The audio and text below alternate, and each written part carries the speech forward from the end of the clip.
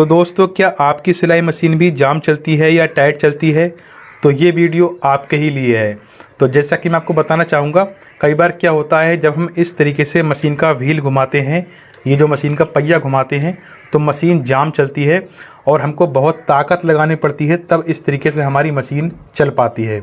और कई बार इतनी जाम हो जाती है, इतनी टाइट हो जाती है, मशीन का व्हील बिल्कुल भी घूम नहीं पाता है, बिल्कुल जाम हो जाता है। तो इस वीडियो में आज हम इसकी 3 वजह बताएंगे और 3 कारण बताएंगे जिस वजह से आपकी मशीन जाम हो जाती है। तो वो 3 कारण क्या हैं और किस वजह से आपकी मशीन जाम होती है, और आप इस प्रॉब्लम को कैसे सॉल्व करें, इस परेशानी को कैसे सही करें, इसका हल क्या है, तो इस वीडियो में आज हम आपको बताने वाले हैं। तो इसमें ज़्यादा कुछ खास नहीं होता है, सिर्फ 3 वजहें होती हैं जिनको आप घर बैठे ठीक कर पाएंगे।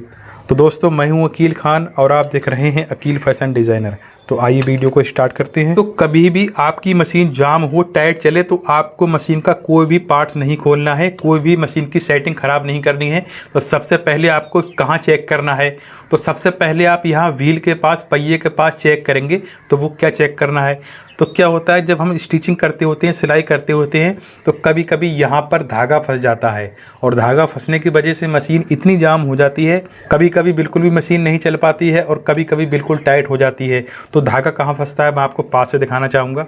तो जहाँ से ये हमारा व्हील लगा होता है, जहाँ से ये घूम रहा है, तो यहाँ पर कई बार धागा फंस जाता है और इसका हमें पता भी नहीं चल पाता है कि धागा कब फंस गया, और फिर वो धागा दिखाई भी नहीं देता है, क्योंकि धागा किसी भी कलर का हो, बाद में जब इसके अंदर फंस जाता है तो धागा ब्लैक कलर का हो जाता है। तो इसको आप यहाँ ध्यान से देखेंगे तो यहाँ पर आपको धागे का कोई सिरा मिल जाएगा। तो देखिए, धागे को निकालने के लिए आपको एक चिमटी ले लेनी है और इस तरीके से आप यहाँ पर चिमटी डाल के और इस तरीके से पकड़ेंगे और इस तरीके से व्हील को घुमाएंगे। और कई बार धागा इतना ज़्यादा फंस जाता है कि धागा इस तरीके से खींच कर नहीं निकल पाता है और दिखता भी नहीं है। तो आपको क्या करना होगा, मैं आपको बता देता हूँ।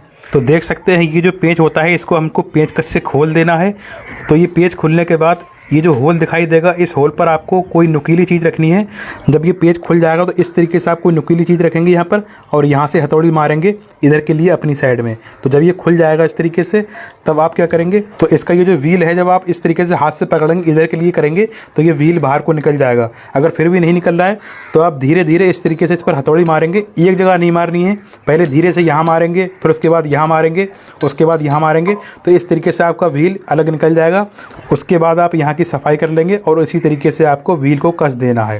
तो अब जान लेते हैं दूसरी कौन सी वजह होती है जिस वजह से हमारी मशीन टाइट चलती है, और उसका क्या कारण होता है और उसको कैसे सॉल्व करें, कैसे सही करें। उससे पहले मैं आपको एक चीज़ बताना चाहूँगा, अगर आप हमारे चैनल पर पहली बार विजिट कर रहे हैं, यानी नए हैं, तो इस चैनल पर हम सिलाई सिखाते हैं। तो अगर आपने अकील फैशन डिज़ाइनर चैनल को अभी तक सब्सक्राइब नहीं किया है तो चैनल को ज़रूर सब्सक्राइब कर लें, और वीडियो अच्छा लगे तो वीडियो को लाइक भी करें। तो दूसरी वजह क्या होती है, तो देखिए, सबसे पहले हमें क्या करना है, पेच कट से ये वाले पेच खोल लेने हैं, दोनों पेच। तो हमने पहले ही पेच खोल लिए हैं इस तरीके से। ये तो कई बार क्या होता है, यहाँ भी धागा फंस जाता है, जहाँ पर ये मेरा अंगूठा है, यहाँ भी देख सकते हैं, यहाँ धागा फंस जाता है और हमको पता नहीं चलता है। और तो यहाँ पर अगर धागा फंस जाए तो आप पहले तो धागा निकालने की कोशिश करेंगे, और अगर फिर भी धागा नहीं निकल रहा है तो आप ये वाला पेंच ढीला करेंगे, ये वाला, इसको ढीला करेंगे जब आप, और इस तरीके से आप ये वाला जो आइटम दिख रहा है, इसको इस तरीके से करेंगे इधर के लिए, तो यहाँ पर गैप हो जाएगा बीच में और आप धागा आसानी से निकाल लेंगे।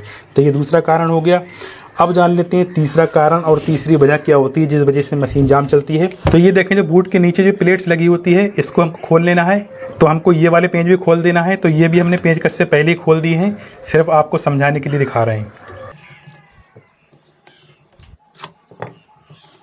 तो देख सकते हैं, शटल के पास ये जो 3 पेंच दिख रहे हैं आपको, तो यहाँ पर अगर आप देखेंगे जस्ट बिल्कुल बराबर से, यहाँ पर कई बार स्टिचिंग करते टाइम यहाँ भी धागा फंस जाता है और बहुत ही ज़्यादा धागा फंस जाता है और ये धागा निकल नहीं पाता है। तो आप यहाँ पर चिमटी से धागा निकालने की कोशिश करेंगे, फिर भी अगर धागा नहीं निकलता है तो ये जो शटल में 3 पेंच दिए गए हैं, ये देखें, 1 और ये 2 और ये 3, तो आप इन पेंचों को खोल देंगे।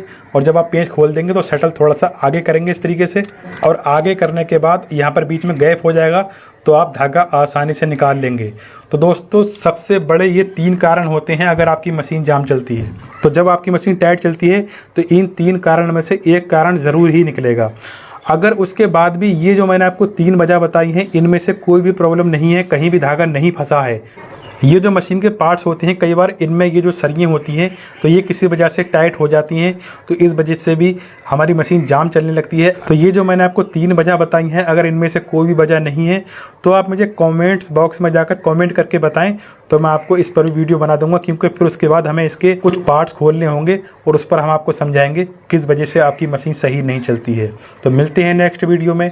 Thanks for watching video.